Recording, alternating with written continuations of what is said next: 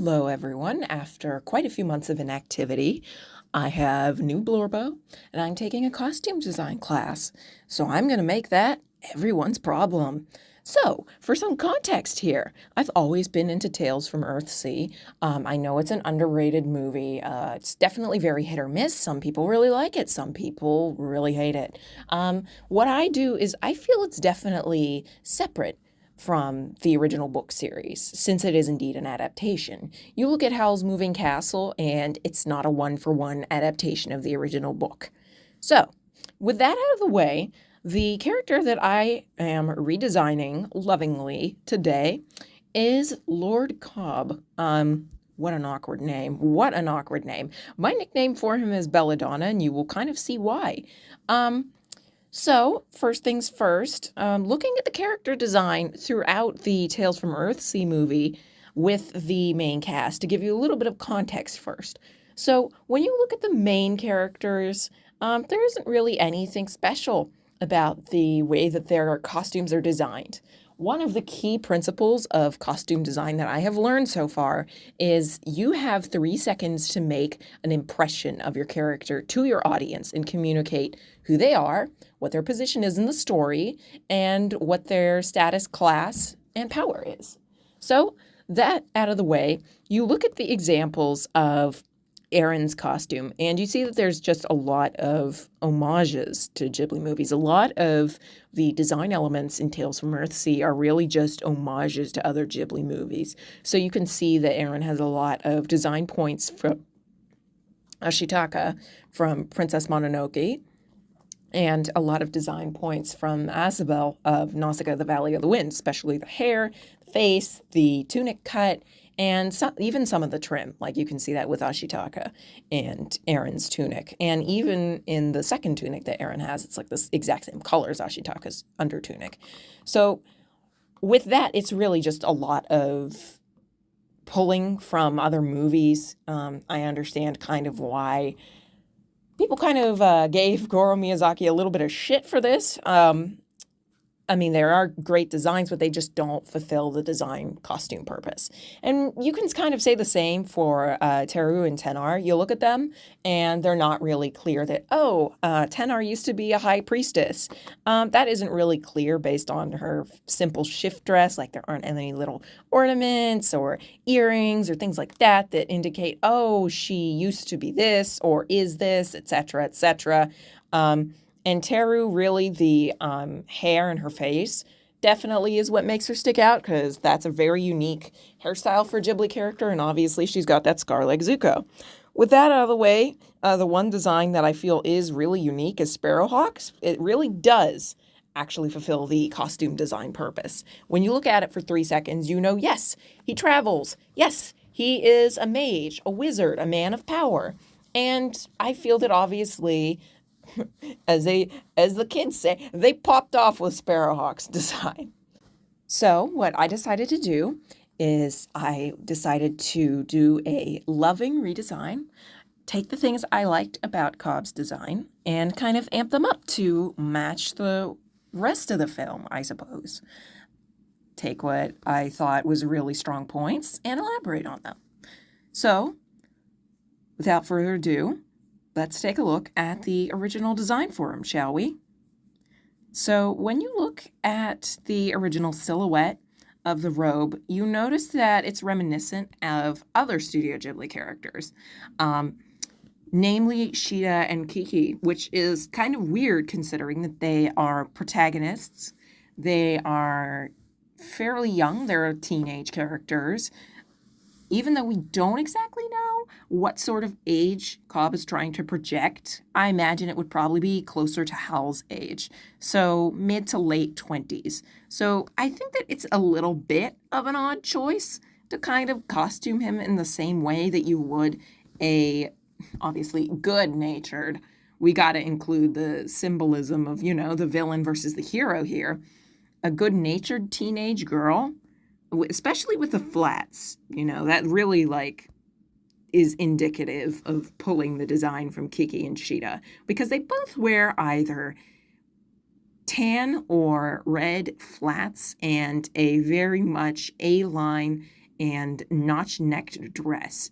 Sheeta's has slightly longer sleeves than Kiki's, but the thing is when you look at Cobb's design, really the only thing that is different from Sheeta's and Kiki's is that the dress is a little bit longer, not very much, and it does look more like just a chemise, a Renaissance chemise, which is a very simple peasant garment, and it's just been dyed purple. I mean, obviously, purple does indicate nobility, and if you know about Cobb's position in the film, he's also a wizard and like a feudal lord, as far as I would consider, because he's not technically a ruler, but also controls commerce and people within a town. So obviously, I think that it's a really weird choice to just costume your dark mage in a slip dress, pretty much. So with that aside, we also look at the hair and makeup. So the hair that they gave Cobb is very un-Ghibli-esque. And that is very interesting because it does give him this otherworldly feel. And another thing that also influenced Cobb's design is that in the original book, Cobb was a guy. And what's interesting is that depending on the adaptation of the movie, or I mean the dub of the movie that you watch, Cobb will be voiced either by a man or a woman. And sometimes they use different pronouns for the character, which is really cool.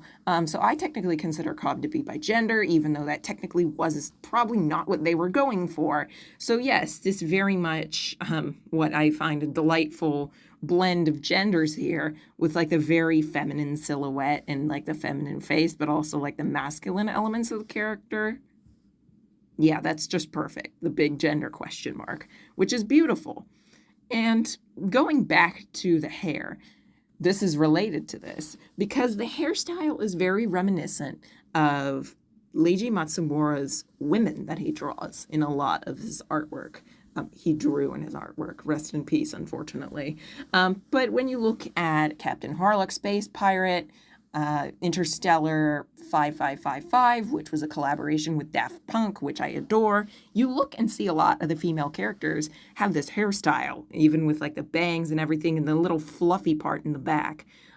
It's very much like a 70s, that little fluff that a lot of people had in the 70s, especially the women.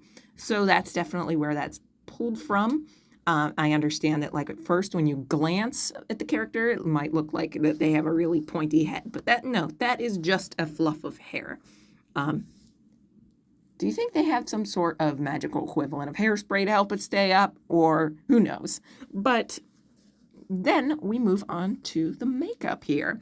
So when we first look at Cobb's face, obviously I think that this is a very unique eye type that they drew him with, because you usually don't see Ghibli characters have, I wouldn't quite consider these monolids, but like actual heavy lidded eyes and narrow eyes with heavy lids. That's the words. How do you words? But I think this is the very first Ghibli character I've ever seen. Forgive me if I'm wrong. But this is one of the most notable and I think only Ghibli characters I've seen that has this type of eye shape, which is really helpful because it also creates like this simultaneously threatening, alluring, yet calming sort of aspect to the character. So obviously the eye shape in my design does not change. And then when you move on to under the eyes, the triangles are a big question mark. So what are they supposed to represent? Are they supposed to represent tears, which would make sense based on the way that Sparrowhawk kind of left Cobb for dead? You know, I definitely want to lead into like that whole sort of life, death, and grief motif. But it doesn't really look like that to me. It kind of just looks like the triangles that were on No Face's mask, you know? And I feel that that's just another homage, which like it works a few times, but it's kind of a little excessive. But then moving on to the lips, this is the only Ghibli character I've seen that does have like stylized, thin, colored lips. I know a lot of Ghibli characters have non-distinct lips, even female characters. There's a lot of younger female characters and a lot of like the old lady characters that don't really have defined lips. So it's really cool seeing a character that has been dubbed by a male actor that has pretty kissable lips like this because, yeah, I'm a simp. I am a simp. And then we're going to move on to the nails. You know, the first thing you actually see in the movie when you're introduced to Cobb are his hands. And obviously, when you see the nails, it really stands out. So obviously, I think that that does help establish the character identity and that this is a slightly threatening yet also kind of sexy character. Yeah, Tales from Earthsea's PG-13, so I can say that. Um, yeah, Jessica Rabbit was like in a PG movie, and she had like her cantaloupes in that dress, and they were holding on for dear life. So yeah, I think we're okay here saying that. And you'll see that I take that idea of a dangerous yet sexy character into the redesign a little bit. And the last thing that I will touch on here is the way that the staff is constructed. So the staff here doesn't really have like a crystal or a clear point of magic origin. Like the glow doesn't really emanate from the top, which kind of peeves me because you think that obviously when you look at a lot of other wizards in pop culture and media, including Gandalf, Saruman, and Radagast, you see that their magic is from a clear point in the staff, either a crystal or a magical orb in Saruman's case, etc. And it's usually nestled at the top of the staff, and you can clearly see that that's where the glow comes from. Here it kind of looks like they just took a curtain rod and shoved some LEDs into the middle of it. So I think that's really weird, honestly. Sparrowhawk's staff does this too, and that is something that just does kind of bother me. I don't think that it's any easier to animate. So without further ado, I am going to talk about my redesign here. So this is my redesign here. You can see that there are two different parts. There's the, what you'd call like the masqueraded form on the left, and then the true form on the right. I will be talking about the form on the left first. So as you can see, I kept most of the original color palette. The only thing that I changed was the hair color. So in the original color palette, you could see that Cobb's hair was kind of like this dark bluish black, which is kind of weird because it doesn't really tie in to the color scheme anywhere else. So that is kind of unexpected. So I made sure that all of the blacks kind of matched, like the black of the eyes, the black of the tabard here, the black of the boots, and the black of the hair. Oh, and the staff as well. So I think it kind of makes it easier to animate, so there is less color variation, while still making it a striking design. So let's talk about the gown first. And so I left the notched neck collar because I did like the notched neck collar, and I think that it was very appealing because it kind of creates like this sophisticated look, but also like shows off the character's collarbones, which also kind of creates like this almost sense of vulnerability, and also it elongates the neck. So that also adds to that feeling of elegance that the character has. And obviously the silhouette of the robe is pretty much the same, just the A-line cut that shows off the teeny tiny waist, leading to gender confusion, which is what we still need. I made the sleeves bigger because Cobb has like this very much dark Galadriel and Arwen, this elven feel to him. So I made the sleeves bigger to go with either of those two characters having those larger sleeves because it also brings attention to their hand movements. It also makes them a little bit more regal and mysterious. So that was the choice with the sleeves. I left the trim in the same color on because I think that it contrasts very nicely without being overly brash. And then we look at how I altered the cut of the robe. I made it a little bit longer because obviously it is going to have a more imposing silhouette when it's floor length, you know. if you had Padme Amidala in an ankle length dress, it's not going to be the same effect as if her dress would reach the floor. So obviously I made the robe, reach the floor. And then, as I was saying about Jessica Rabbit and the dangerous yet sexy phenomenon, the leg slit is something I added because, one, it adds for movement. Two, it adds this kind of air of powerful yet also dangerous sensuality to the character. And intentional or not, that's kind of what the team did. So that's why I gave him that. And then we look at the footwear. I gave him boots because in the original Tales from Earthsea book, even though I don't remember it word for word, detail for detail, what I do remember is there was actual hand-to-hand combat and more active spell casting and things like that going on. And based on even just the movie, I feel that these boots would be better suited to movement than just the flats. What's really funny is that when I've worn flats for cosplay, no, they're not very comfortable. They give you blisters unless what he's wearing is actually slippers, which is freaking hilarious. I love the mental image that he just walks around in slippers all day, which is pretty funny, but no, doesn't really work very well if you want a mysterious character. You know, you're not going to have Michael Myers show up in bunny slippers. So obviously those had to go, and I gave him boots. And then the tabard is an additional detail.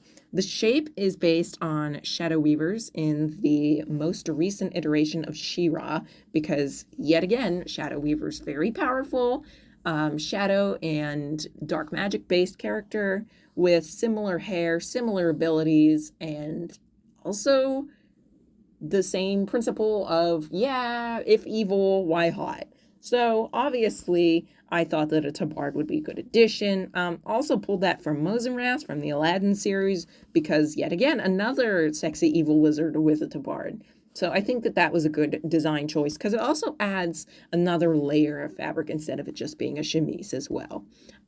There is no spiderweb detail on the tabard, even though I'd like to add some because I know from the animation perspective that would be a pain in the butt to animate, and also wanted to kind of try and keep with the original design of the Tales from Earthsea movie, you know, like kind of just tweak it a little bit so this would still fit in with Sparrowhawk's design, but wouldn't overshine all the other ones.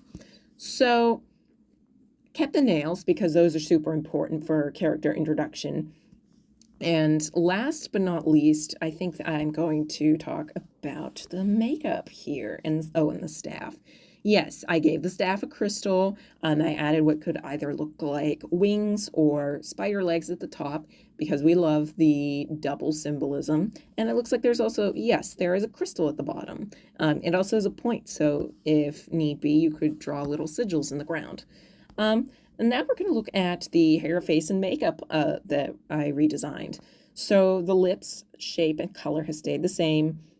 Facial features have stayed the same pretty much. Still has the pale purple eyeshadow, but I changed the markings under the eyes instead of just being those triangles to what could either be tear marks, kind of like Spinell's makeup in the Steven Universe movie, which is good for symbolism, obviously, or it could be spider legs because I made sure that there were 4 streaks on each eye, like spider's legs. So yeah, that works that way as well. And last but not least, we've got the circlet here.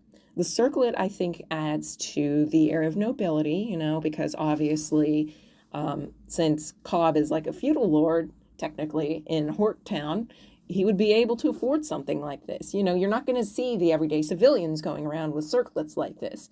It also indicates the status and also kind of indicates power as well, because a lot of elven characters like Galadriel and Arwen have circlets, and I think it definitely adds to a air of magical authority to the character. And of course the circlet has the exact same silverish purple chain color as the trim of the gown, and then the little teardrop shaped gems will have the same color as the main gown and the crystal that's on the staff.